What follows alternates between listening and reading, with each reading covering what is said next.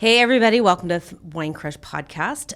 This is kind of a special edition. We're getting towards the end of season 5, episode 17, but we are doing our first reboot of the podcast. So we have Janie Brooks back with us. She was season 1, episode 1, speaker 1. And so, this is going to be great. Though so many things have changed in 5 years. And we brought Chris Williams today with Janie, too, who is the head winemaker and has been around since almost day one, pretty close to the beginning. So we're going to kind of restart with your story because I think that is such an important piece of who Brooks is and kind of where Brooks has gone. And I do want to hear from Chris and how he kind of got into this whole mix of wine. So welcome, Janie. Welcome, Chris. I know you're super stoked to be here. Thank you. We're happy to be here. Yes. So let's talk about kind of the origination of Brooks and kind of, your brother who was the one that kind of started he was the one that started the whole thing and had this great idea of what wine should be, and you've stepped in. I have. Yeah, so my brother and I actually grew up in Portland, so not too far from the Willamette Valley, and he ended up going to college here at Linfield, and with nothing to do with wine, though, and graduated and didn't know what he wanted to do for a living, so he bought a one-way ticket to Europe and would work different jobs until he could earn enough money to travel and go back to different jobs, and he ended up working 6 harvests in Beaujolais. He got married while he was over there and had a baby and decided it was time to come back to the United States to raise his family. So he came back to Portland and immediately got a job in the Willamette Valley at Winery as their vineyard manager, and then became their assistant winemaker. And that is where he started Brooks, and that is where he met Chris. I love the idea of being able to buy a one-way ticket to Europe and just figuring it out. Yeah. I am too big of a chicken, and I'm just too damn old at this point in time to do that. But I love that kind of that spirit of just kind of flying by the seat of your pants and really not where the world's going to take you, and then finding, your passion, I guess. And that's more or less what happened is he got over there and got into the wine industry and had his life and then came back. So Chris, how did you come into the mix? Because I've heard the stories, but I was definitely a character of happenstance. I had met Jimi through old Moto Guzzi motorcycles. At the time, I was a stay-at-home dad with a newborn and a 1-year-old, and just kind of selling motorcycle parts. And I got a call from Jimi one day, and just kind of sprung into a friendship. He ended up having me come out and do a little bit of work with him at Winery for a couple of wine club events, and then I came out and started about a month before harvest in 2000 and worked through harvest with him. So I fell into the industry, into something that I didn't know anything about, but quickly grew to understand that I really enjoyed it. It's a very unique industry, and especially at that point in time, it was so young. Mm-hmm. Like Winery was kind of on the forefront of kind of the wine industry out here, if I understood correctly. And then Jimi had kind of this whole different idea of what he wanted to do with wine, with the Riesling and not just Pinot, if I understood that piece of the story right. Correct? Yeah, that was the varietal he was most passionate about pursuing in Oregon, because it was one of the first varietals grown here. It's hard to grow and it's hard to sell.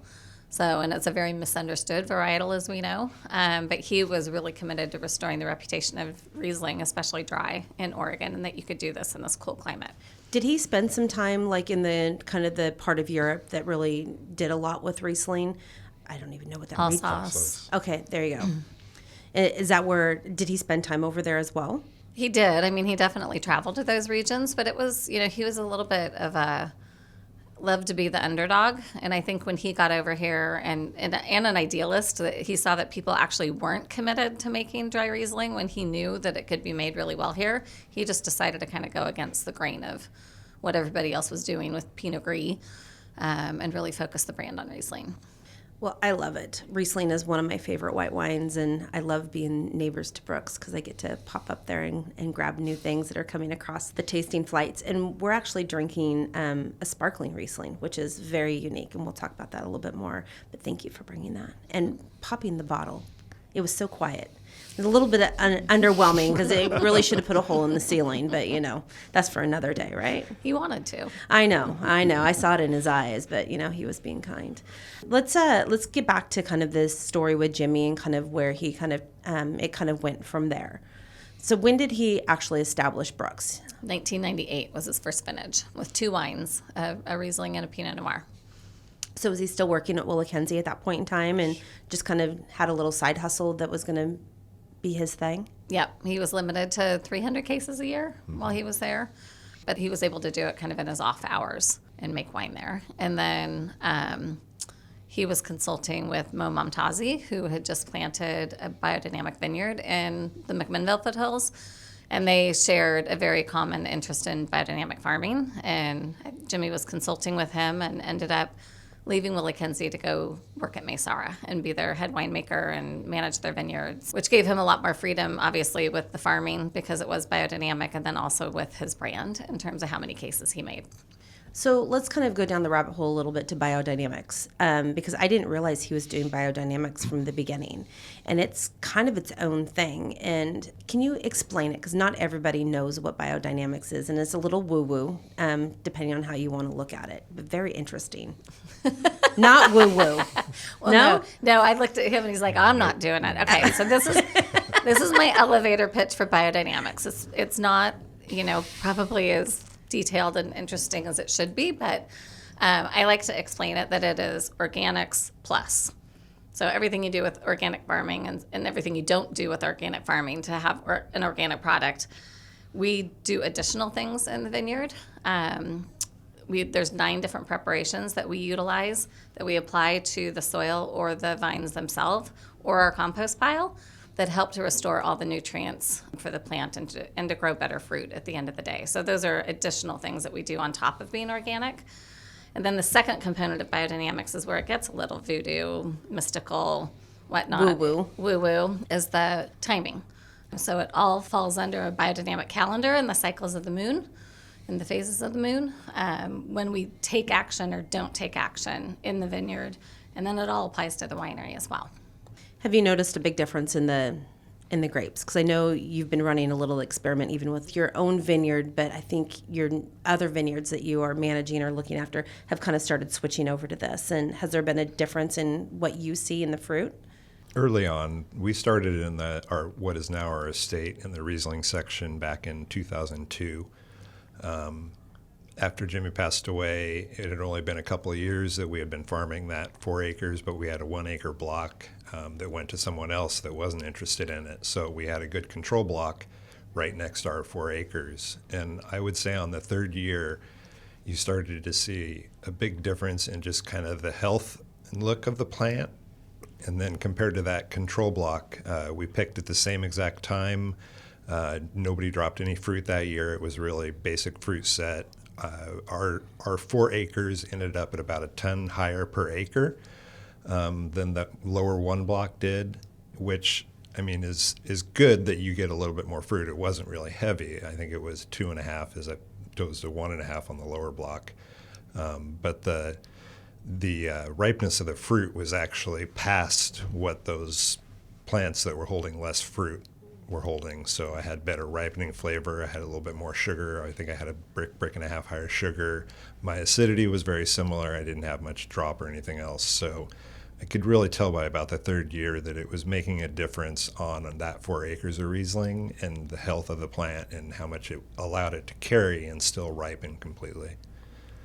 We're definitely not young pickers. We like to pick when things are ripe and they have a lot of flavor. We don't try to base our picking based off of numbers. So it's really important to get good physiological ripening. It's so interesting because there's cow horns and there's planting and like certain patterns that they need to be like buried in and compost and stuff.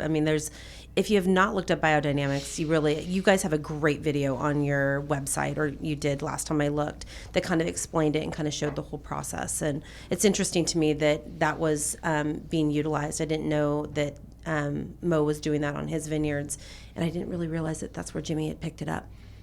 He actually introduced it to him. Yeah. Oh, really? And he helped start the original group that Andrew Lord came out to Mace Raw with Doug Tunnell and Lynn Penner-Ash and everybody that originally, back in '01, first started looking into being interested of doing it in the Valley. So I would say Jimi was very instrumental in bringing it here. So a true pioneer of that.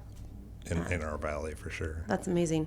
I didn't know that. Yeah, it's a much more common farming practice in Europe, which is where he first found out about it, learned about it too. So when he came back here again, why isn't everybody doing this? Everybody needs to be doing this. Oh, Jimi. So many cool things that have come out of that. Okay, so now he's at Moe's. He's out in the McMinnville foothills. He's making a little bit more wine. He's making Riesling and Pinot. So where does the story then go from there? When does it become just Brooks? Not for a while. So while he was at Momtazi, on September 4th of 2004, he had an aortic dissection and unfortunately passed away very suddenly while he was head winemaker for both Maysara and Brooks. I got up to his house from California the night that he passed away, and I was sat down by a whole group of people that I didn't know, and they said that throughout the course of the day, they had figured out who Jimi was going to buy fruit from, and it was really important to them that we make sure Brooks honors those contracts. So they offered to take the fruit that first year and make the wine and asked me to get involved in the business side. All those winemakers were involved in it, so all winemakers that everybody knows in the Valley, right? It was Ponzi and Bergstrom and Patty Green and Steve Dorner from Christum and Tad Seats Dad. Tad from Ransom and all the great players, which meant a lot to me. And I didn't. First, I thought they were all trying to steal our secrets. I had no idea that the wine industry was like such a community and such a great group of people. So they were very supportive to me through that first vintage. Chris ended up doing all the blends and finishing the wines in 2004. And then Chris called me one day and said, if you want to continue the brand, I'd be interested in coming to be your winemaker. And I remember it vividly. I was standing in my driveway, and that was probably our first big turn together. Was to say yes to that. So we went into Custom Crush for 4 years, and then we moved into our own little place on the top of the Eola Amity Hills. And it is a little place. It's just a little shed on the side of the road. And With great history. what was the history of it before you guys moved into it? It was Hidden Springs Winery, so it was where Don, who had planted our estate vineyard, made his wines for many years. I did not know that. And then Sam Tannehill had wine up there. He when he started A to Z. He kind of used that as a shuffling spot. And Cuneo was up there for a long time. Gino Cuneo was up there before that, I think. Yowza, I had no idea, and I literally lived like a mile away. I just assumed it was like somebody's little tractor shed.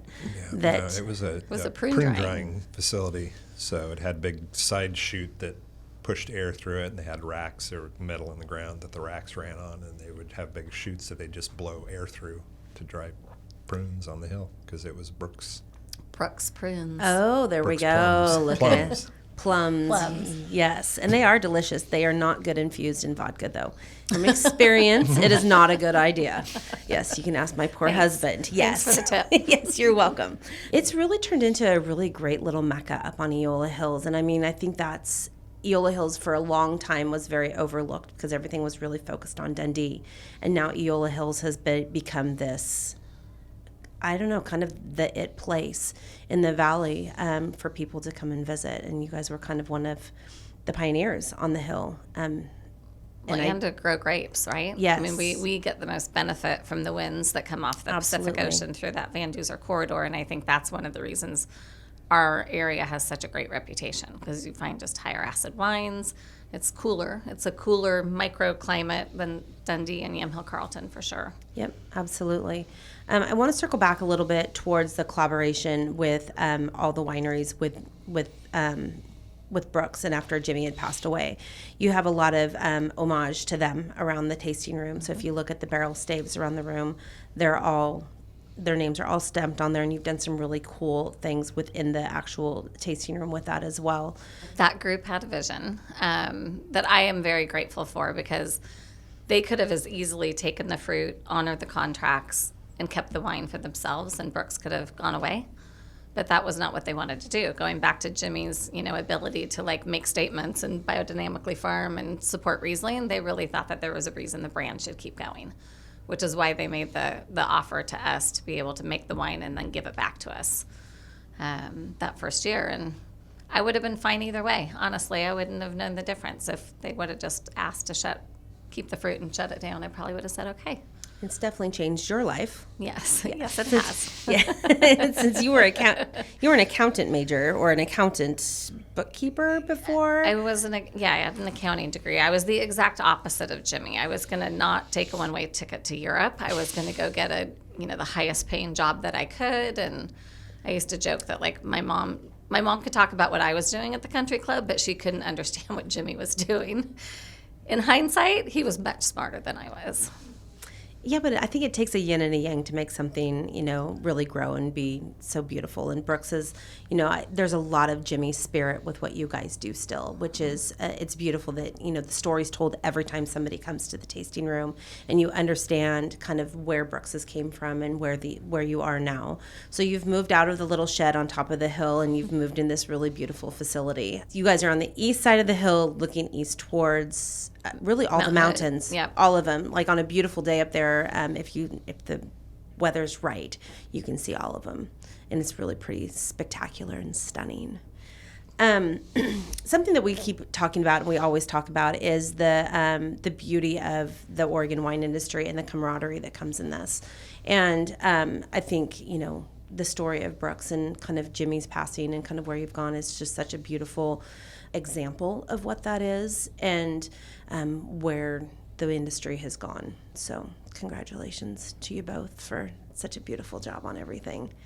Since we spoke 5 years ago, things have changed fairly significantly in the fact that, we've had COVID and you've had some changes at the tasting room, but you've also done some really amazing things with the winery and the vineyard itself. I want to talk about your B Corp and what that means and what that is, and then go into the 1% for the planet, because I think those are huge staples and marks of what Brooks' mindset is. Yeah, and part of what you hit on too, Heidi, was Chris and I have had a very intentional desire to preserve as much of Jimi's influence in the winery. So, most of the labels were his. We still focus on Riesling and biodynamic farming. And that, with him being the leader in that, my mind was like, what can I do next to kind of further that statement about what's important to us and make sure the whole world knows? And a lot of wineries in the valley were starting to become B Corp certified, and so I was like, I should look and see what that is. And very grateful that we're now certified and just got recertified, but there's 4,500 of them in the world. 20 of them are wineries, and half of those are here in the Willamette Valley. It's pretty amazing. Yeah. And it's very stringent. It's not you just fill out an application and send it in. No, it is a very difficult process to get through, but it also, every step of the way has made us a better business.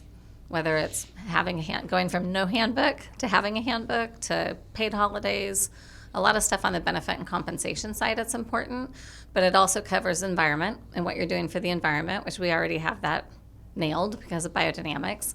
But it looks at your supply chain and, your carbon footprint and how far are you sourcing things and what are those companies like? Are they minority owned? Are they female owned? Are they, local or not local?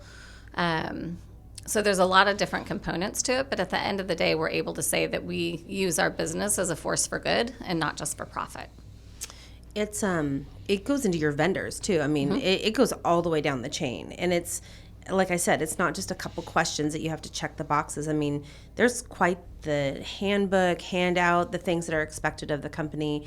Can you maybe define it just a little bit more? Because I know when I learned about B Corp from A to Z years ago, I'm like, is it because they like bees? I'm like, I just don't understand, And so I think it's a confusing thing because it is so limited on so many companies being certified that way. Most people don't know what a B Corp is. Yeah, well, it's so, like I mentioned, it looks at 5 different components. It looks at your governance structure and your transparency. It looks at your suppliers. It looks at your benefits and how you treat your team. It looks how you treat your environment. And you go through a very rigorous, I think it just took 4 of us about 120 hours apiece to get through the Wow. recertification process. So you're answering everything from what's the wage of your highest employee to your lowest employee, and what's that gap. And the smaller that gap is, the more points that you get. So there's a lot of different criteria that you have to get evaluated on in order. And you have to hit a certain benchmark, a number of points, before you'll even be considered. More or less, it just means that you are a good company doing good things from top to bottom and inside out. Yes. More or less. Yes. For the environment, for your team, people. for everything. So B stands for beneficial. there we go. I did not know that until just now. Thanks, Chris, for the add-in. It's a huge thing. So, I know there's several of them in the Valley. I think Columbia is one, A to Z. I don't even know who else. Well, winery-wise, Winderly, Sokolblosser, Portland has the biggest community of B Corps in the country. That's really not surprising. Yeah. Yeah. Rogue Creamery, Tillamook. So there's all sorts of industries, too. That's awesome. Cool. So let's transition into 1% for the planet, because I really don't know what goes into this at all. So you're going to have to educate from start to finish. Sure, and that's a fun one. So 1% for the Planet was started by Yvon Chouinard, who founded Patagonia. And his whole concept that was, by being on this planet, we are all stripping from this planet, whether we're driving a car, building a house, farming, whatever it may be. And so he thought if everybody could contribute a little bit, which is 1%, that we could put that money to use and make a difference for our environment. And there's so many companies involved in it now. So basically, we end up donating 1% of our revenue to anyone in a network of certified nonprofits that 1% for the Planet supports.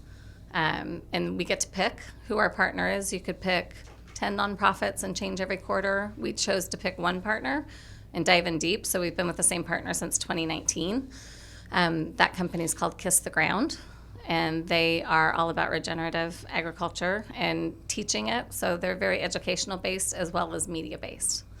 So, but there's a wide variety. There's everything from getting plastic out of the ocean, like the nonprofits that you can contribute to through 1% are, everybody can find somebody that they would want to give money to. It's so crazy. I mean, I didn't know any of these things existed, and it's actually really kind of mind-blowing to understand, kind of what's out there and what's available to be able to be part of. So thank you for that explanation. Let's shift gears and talk a little bit about wine. Brooks is known for Riesling. So I know, Janie, you're super involved internationally with the Riesling Federation or Foundation. I don't even know the right terminology for that, but I think you were president of that. Yeah. Yeah, just yeah. Kind of a big title just to give it a little yeah to. And I don't know if this is, a lot driven by Jimi still, if this is more Chris's vision. It's a combination of everybody's vision. But let's talk about kind of what you guys are doing, because you don't just make one Riesling, and you don't just make Riesling. You have a lot of things kind of in the bottle that are unique, and you're always expanding. The floor is yours, Mr. Williams. Always expanding. So I would say the Riesling is definitely still Jimi's vision. I mean, I love Riesling. It definitely is. I wouldn't do it if I still didn't enjoy it, but the fact that it was meant so much to him is really the reason that we will always do it, and the fact that it's the best grape in the world.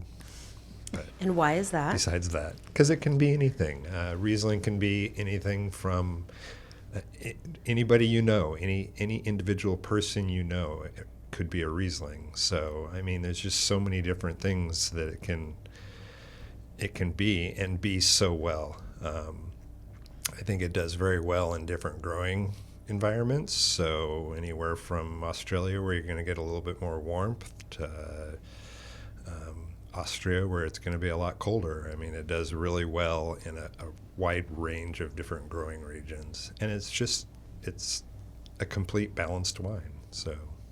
And let's take the myth out of it, because I mentioned Riesling to people, and they're like, "Oh yeah, we don't drink sweet wine," and I'm like, "Okay, well it's sweet because back, I think, early on, when Riesling wasn't as well thought of, it was more of a cash crop, so they would overcrop it and then make wine out of it. But the problem with that is you eliminate a little flavor when you overcrop it. So you can get numbers, which you can adjust, but you can't really add flavor.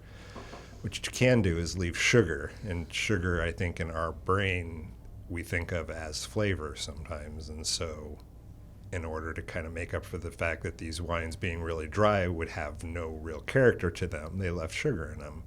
So again, it was something that was a little less expensive. It was more of a out the door right away, making money for the winery.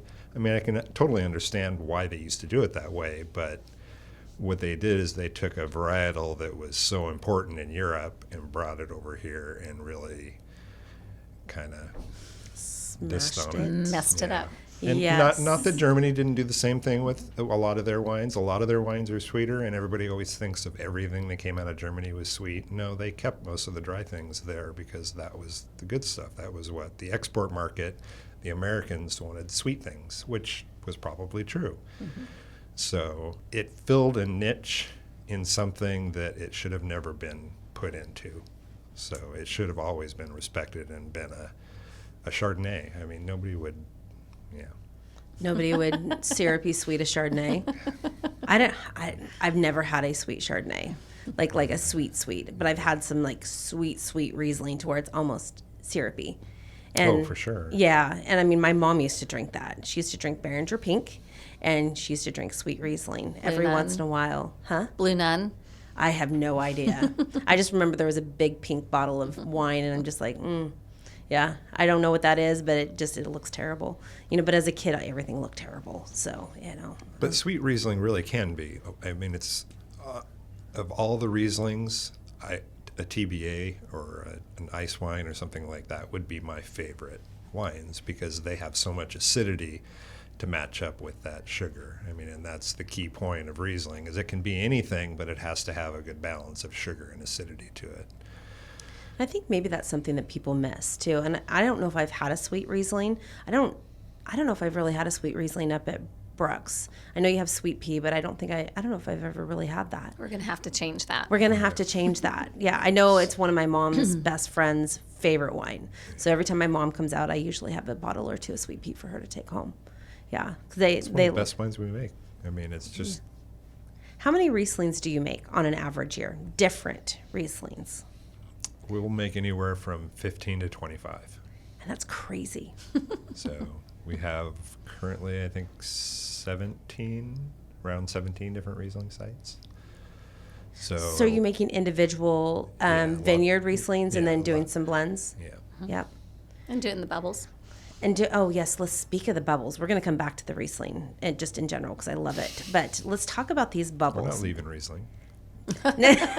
No, this bottle will be empty before any of us leave. In fact, my glass is empty now, so I'm going to go ahead and refill it just a little bit. I took these bubbles to Walla Walla with me to a wine party that I did a couple of years ago, and it was mind-blowing for people because they're used to, more of like a Chardonnay or more of a Pinot Noir or whatever, but not a sparkling Riesling. So what was the decision and conversation on that? I can only imagine this is sold very well. I think so. Mm-hmm. And it's quite the process. I think people don't realize, I mean, there's two different processes. I mean, sure, there's more than that, but there's true Champenois style, which is what this is, and then there's carbon infused, which is not what this is. Yeah. But you also just did a sweet muscat? Is that It's dry. Dry, bone dry. It's dry. But with Riesling, my idea was if we're going to own the category in the United States of America, then we need to make it in every possible style, and that was just the style we were missing. There you go. The Riesling queen has spoken. Well, it's delicious. And you invited me up a couple months ago. It was right before you released the Muscat, and it was really fantastic as well. And is that the first of that style as well? That was the first vintage of that wine. Do other people do a sparkling Muscat though? I've never Usually ever. Sweeter style again. But is it sparkling? There are. I mean. Are there? Okay. Yeah. Not around here. Okay, well, see, that's... But we we're looking for uniqueness. Well, yes. and we put the same energy. We do traditional method. It's definitely more expensive than just doing some type of forced carbonated. But it's so interesting to watch the wines as they're laid down evolve over time. And, we haven't disgorged 100% of any of our Riesling vintages yet. And we're... Same with did we hold back a little bit of Muscat? No. Scorched olive. Muscat's just supposed to be fresh and fun and out the door. Yeah. It's fascinating. And my husband looks at me and he goes, so you let that bottle lay there for 44 months without trying to sell it? I'm like, yeah, because it wasn't ready yet. We have 15s in bottle that have been in bottle for over 70.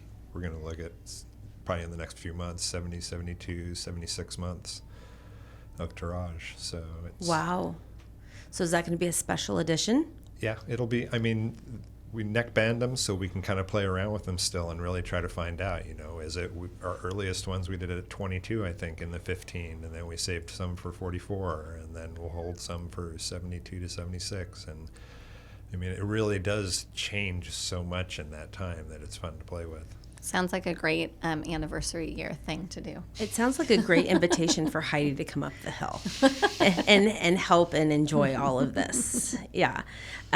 It's fun. It's interesting. It's light. It's fresh. It's fruity. I mean, I love Riesling on so many levels, and I get asked a lot, what my favorite wine is, or what my favorite varietal is, or if I'm going to plant grapes because I live up on Eola Hills too. And the answer is no, never planting grapes, unless somebody plants them for me and has every indication of taking care of them, because I don't want to.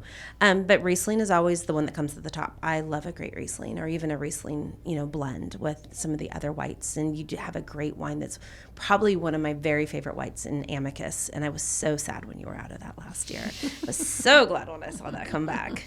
Yes. So let's talk a little bit about kind of the rest of your lineup. So Riesling obviously is the focus. There's a lot of focus on that, but you do lots of other things as well. Yeah, we play with a lot of different whites, a lot of aromatic whites. So we look to Alsace and places like that for.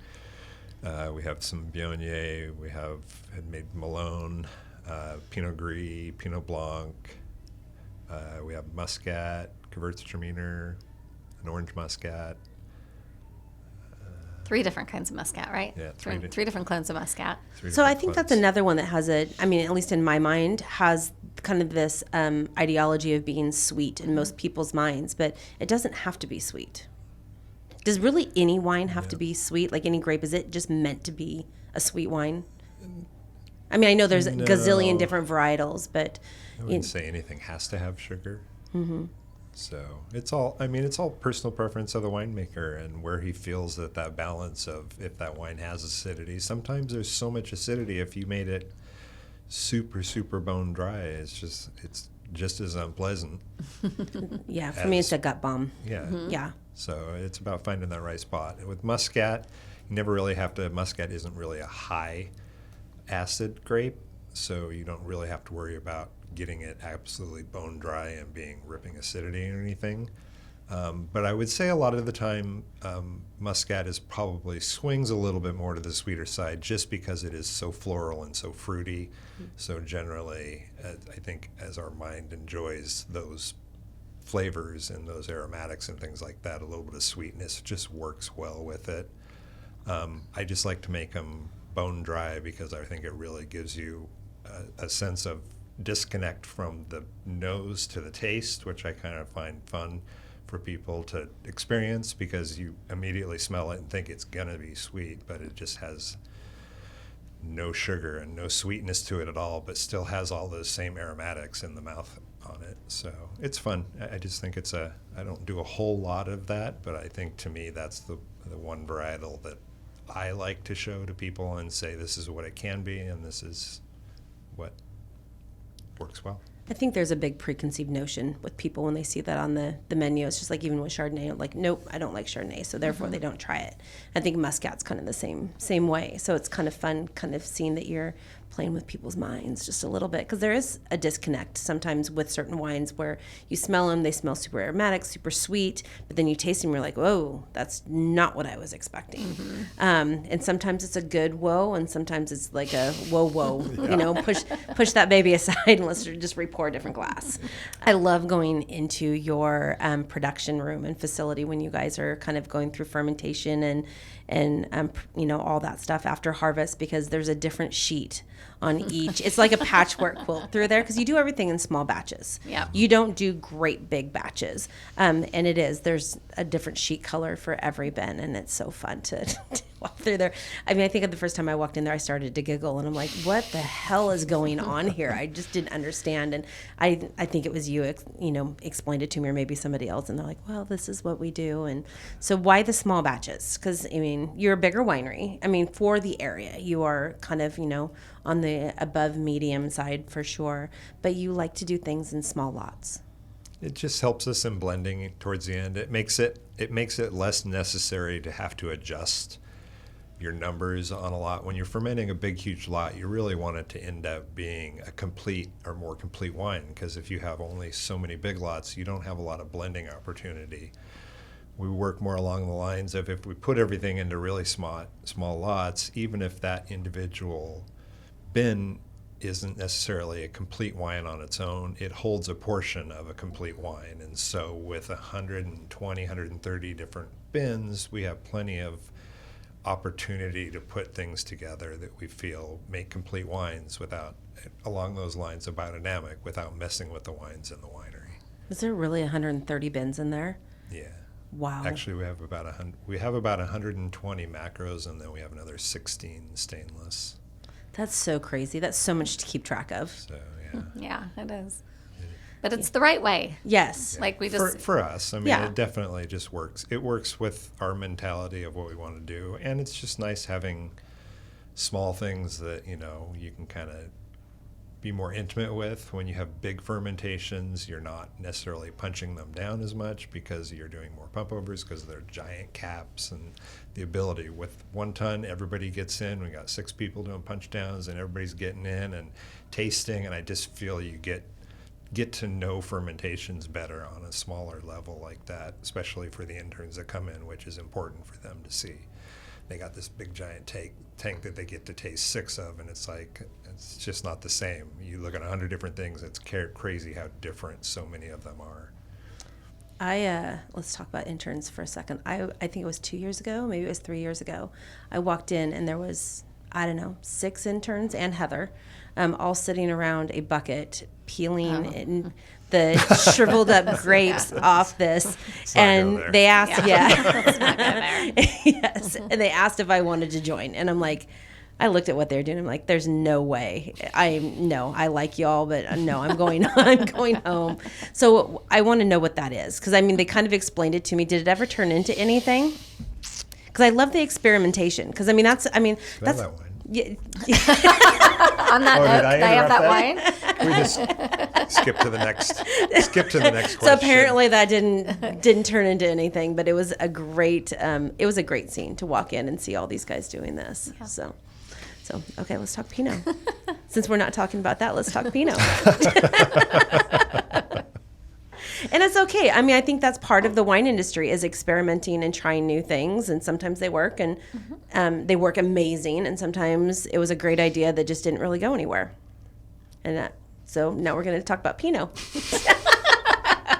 Don't look at me. I had nothing to do with it.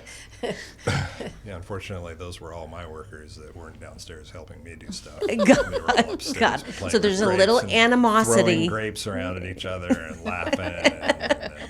But that's part of the intern experience, right? You're maybe not throwing For me to grapes work at my each ass other. off? Yeah, well, No, that's not part of it. Well, yes. I don't know. There's a dartboard downstairs, and I've seen other things downstairs too. Yeah, So we play one game of darts a Yes, day. Actually, sometimes 2. yeah, I love it. I've been around sometimes. They get kind of competitive. Well, he keeps kicking my ass. I can't beat him anymore. It's like Davin was before, and he would just kill both of us. And so it was like me and Derek were always competing for second.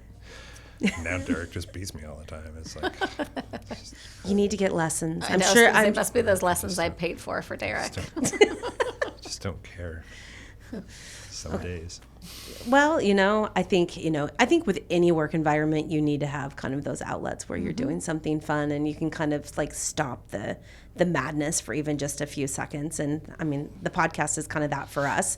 We drink wine and talk to cool people and laugh and cuss and do whatever it is that we feel like, needs to happen at that I haven't time. heard And one cuss word this entire I did say interview. hell. And you said ass. Yes. Those aren't- Thank you, those Janie, aren't for cuss keeping words. track. Those aren't cuss words. Yes. I'm usually the biggest sailor, and I've been Oh, so no. far so good. Yes. Those are both words you can say on TV. I know. Usually I have a tendency to be the one with a foul mouth and end up with F-bombs, and shit is too. probably one of my favorite words. I think it's the dairy farmer in me. It's just the smell of money and part of life. So, anyhow, okay, Pinot. Let's talk about Pinot. You have some beautiful Pinots. Janice is one of my favorites. And is there a person or a definition behind that name, or I don't know where it came from? You say Janice, and I think of my mom. Is that her name? Spelled differently, but Roman god of balance. is that what it is? Looking forward, looking back. And it was the a little very more woo-woo. The God of Well, new beginnings I love and all it. endings. Yes. The God of new beginnings and all endings. It was his first Pinot. It was Jimmy's very first I wine. like that. See, this is why these questions are fun, because I learned something new. And there's this dragon thing on the front of all the bottles too, and you've told me a gazillion times what it's called, and I, for the life of me, can't remember it. Ouroboros. Ouroboros. Ouroboros. And does that have something to kind of do with it, because it's chasing its tail? Is that Biting its so Bite. it's the dragon devouring its own tail. So it's the cycle of death, life through death. So continue. It was a tattoo Jimi had, is why It's- he originally used it. I don't know why he originally got that tattoo. But it obviously meant enough to him to Yeah. just use it as his wine label. Yeah. Yeah. I like it. I mean, it's it's beautiful in the fact that you have it as a huge sign when you walk into the tasting room, and obviously it makes it to the labels as well. And it's still part of your whole thing today. I think it's a great label because it can stand the test of time. I don't think this label will ever look dated, like sometimes labels begin to get. Yeah, I mean, I think, you do kind of go through these artistic phases and, whatever. And yours are classic and have a very uniqueness to them and define who you are. And I like the woo-woo that has gone. I mean, there's little spots of it. And, I mean, I didn't know Jimi, obviously. And, it's nice to kind of see his quips of personality coming in and throughout everything that you guys are still doing. Everybody has their own ideology and take on Pinot. Riesling obviously is kind of, the big thing, with Brooks. But what's the style of Pinot, and what is it that you like, and try to make it, I guess, to provide, or I don't know what the right wording of that question is, but everybody has their own take on it. What's your take? What's my take? Well, my take would be that initial approach of blending and keeping everything into small lots so you can get back to style without manipulating the wines. We have our own estate vineyard, but we buy from a lot of other vineyards. And one of the things that I think is great about all the different wines we make is Chris is very loyal to our growers and wanting to make single vineyards that reflect them and not necessarily his style of wine, but really reflect what clones they decided to plant and make sure that they reflect the fruit that we actually brought in the door, where often you find single vineyard Pinots and they all taste the same because the winemaker's trying to make them in the style that they like to drink. It's an amazing thing that we do, and a control thing that you've never had about being able to truly let a place express the style and Itself. I love it because it gives a lot of variety too to our customers. We have so many. We're going to find one for everybody. But I also think that our growers see that we make different expressions, and that and it's out of our love for them and the love that they've given their plants and their land, and that they work with us as partners. And True expression of terroir. I guess going back to that, that kind of thought that every place has its own flavor, personality, attitude, and whatever. And I think you're right. A lot of people try to make it their own style and kind of what they like to drink. But, it is nice seeing that you're doing, kind of letting it actually do its own thing and kind of be its own person, I guess, so to speak. we also search for clones. I mean, that's one of the reasons we work for a lot of other growers, is because we want to have that nice, not only small lots, but different clones across those lots, because every clone contributes something different to a finished wine. So I don't know, we probably get 9 different clones of Pinot now throughout the valley. keep finding new little things that we haven't had. We picked up some Mount Eden recently that we haven't worked with before. And What is just trying- that? It's a clone. Mount clone. Eden? Is that what you said? Yeah. Oh, it sounds like a place. So, and got a little bit of quarry now, and it's just fun having a nice variety of different things. And like she talked about that with the vineyards, it is important to make sure that, you know, it's not my favorite 6 barrels out of the vineyard. And it is important to show that, you know, they decidedly planted all these different all these different clones for a reason, and they spent the same amount of time farming everything. So I don't want to come in and say, this is my favorite block and this is what I want to represent your entire vineyard. But then again, it's also nice to have wines like the Janus, where that's more of a cellar wine for us. That's a wine that we get to pick all these different pieces and put together that does actually hit our palate. This is the wine that we like the best, made how we want it to be made, in the style that we want it to be made in, and everything is done kind of to suit us. Whereas all those other wines, we really, again, try to work with showing off other people's. The place. So Janus is more of a blend. Janus is, yeah, it's usually predominantly estate, and then the idea is to find things that the estate doesn't have, aromatics, characteristics, funkiness. Always try to find something with a little mushroom, a little forest floor, a little earthiness in it, and that's important to layer in on top of the estate for that Janus, because again, it's kind of trying to hit that cellar palate for us. I did not know that. See, I learn all kinds of new things when I start asking questions and we start drinking wine. It's amazing. The more wine we drink, the more we learn. Yes. I do want to shift over to the estate and actually talk about the winery, because it is beautiful. You've done a beautiful job designing a very hospitable place. And we were talking about this a little bit more as far as like the tasting experience at Brooks. You don't walk in and you just get handed a board and call it good. You have so many more elements to what coming to Taste at Brooks is about. And then also some of the other experiences that you offer for your guests and whatnot. And by the way, you have probably some of the most epic pickup parties for club members too. Before I forget to say that. That's great. Well, Yeah. we do strive to be that, I think, on the hospitality side. When we were looking at building and designing this building, I just have a personal dislike of the standard tasting room. When you walk in, there's a bar, there's nowhere to sit, there's a couple people behind the bar, they want you to taste, join their club, buy some wine, and leave. There's a term in the industry called the 20-minute rule, that's all they want their customers to be in there. And I thought, I don't want to manage that, I don't want to own that, I don't want to build that. And I thought, you know what, I'm going to build a place that I want to hang out in. So really took more of a lounge approach, bar stools at our bar, tableside service from the very beginning. I think that's super important.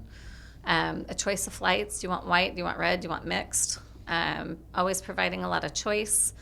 Really well-trained people in terms of the story and the passion and wine knowledge. So our everyday experience is all of that. Plus we also offer food to pair with the wines as well, which is a great other reason to come into our place, because we're far away from Salem and McMinnville, and there's nowhere to really get food on the hill. And it's great. And your chef is Norma.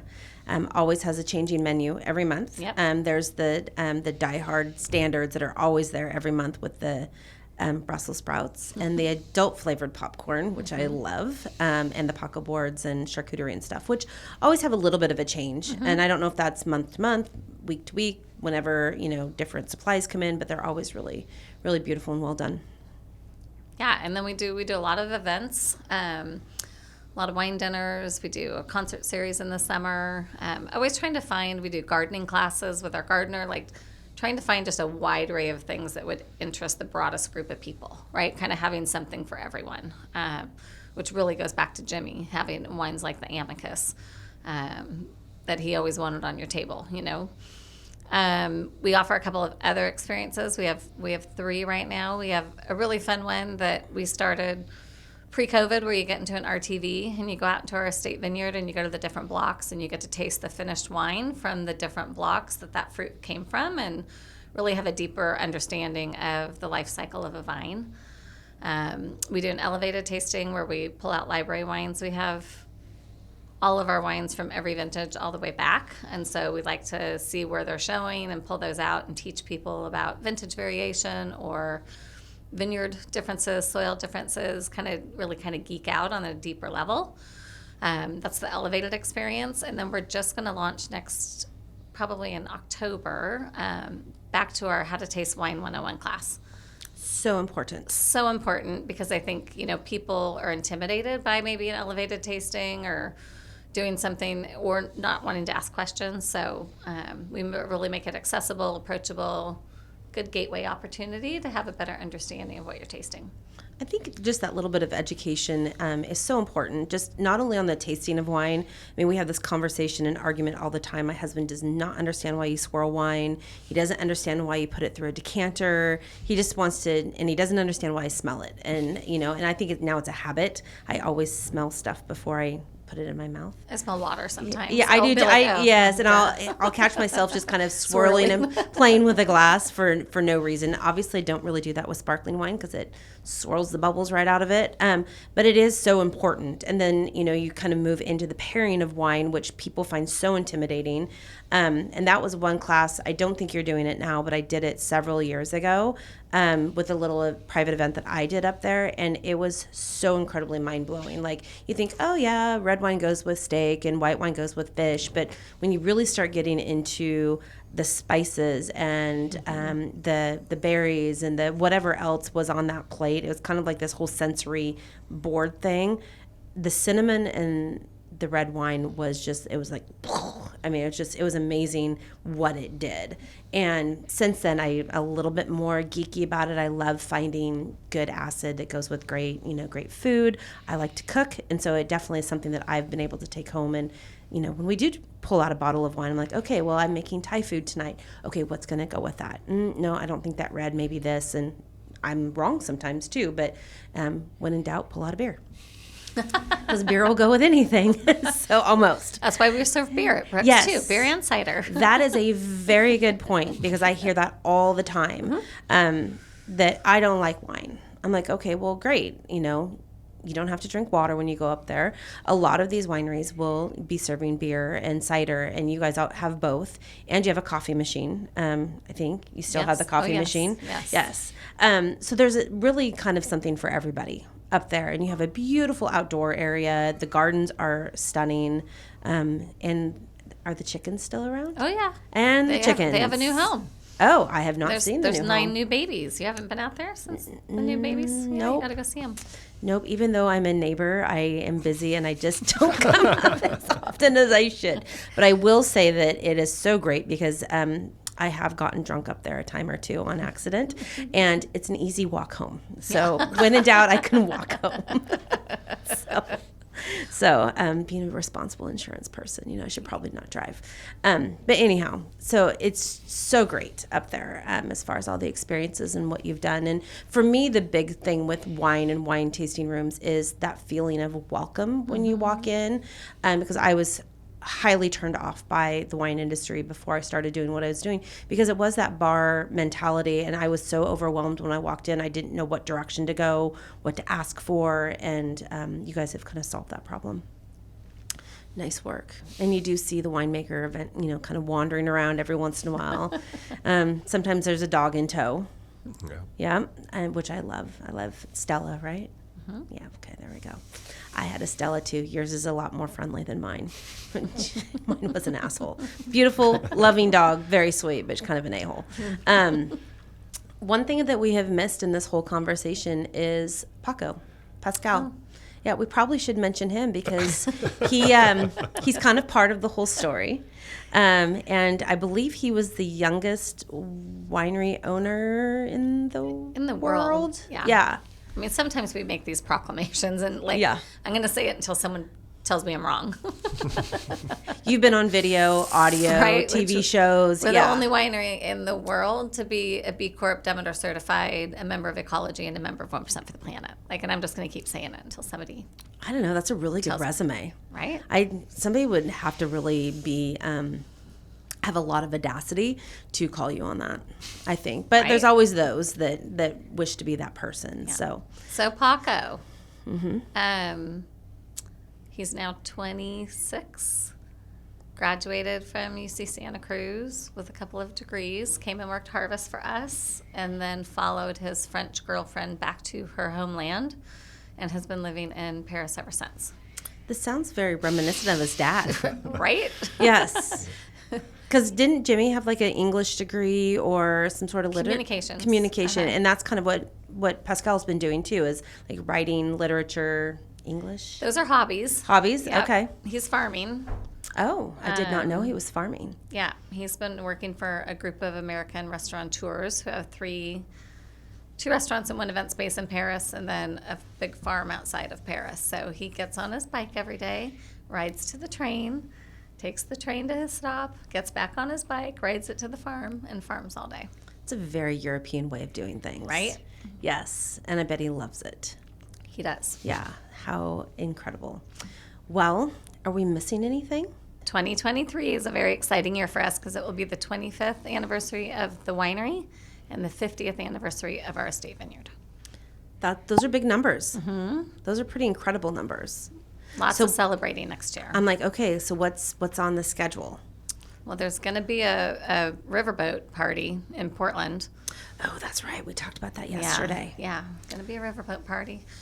I'm going to go on a country tour and go see my customers where they're at and my wine club members. I offered to come. Don't forget that. I will. Yes, I'll even pay my way. Yeah. Yes. Perfect.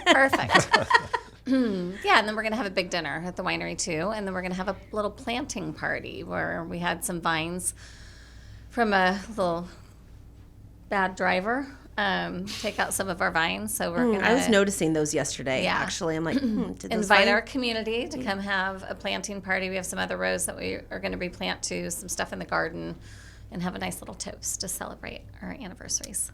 That's exciting. And I know the one thing that we did forget to mention was the chocolate and wine out in Portland, because that's a whole nother experience. You know, it's the spirit of collaboration.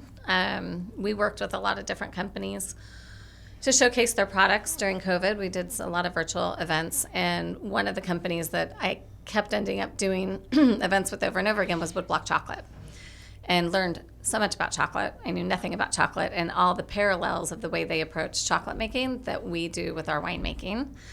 And they have a hospitality space in their manufactory in Portland and did not want to reopen it after COVID. And so we thought, we're good at hospitality, and why not do like a true vetted wine and chocolate tasting experience? So it's called Bon Ami.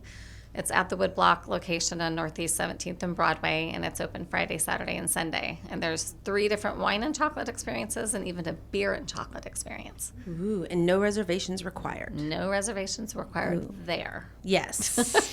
At the estate, you need reservations still. Yes. Make that very clear. Okay, now are we missing anything? Because that was a big piece. Yeah, those are both big pieces. Yeah. Okay. I think we have pretty much wrapped up a lot. We've gotten a lot done in an hour. Janie, Chris, again, Janie, thank you for being a guinea pig and being back on the show for our reboot. And we'll probably do more of these later. I'm sure I'll call you again when I have the next crazy idea and go, hey, Janie, I need another friend, a friend request, please. I'm up for it. Yep. Well, thank you both. Adore you both so very much. And I'm very grateful that you joined us again. So, and thanks for bringing the wine. Thanks, Heidi. Yes. Thank you. Okay. Chat soon.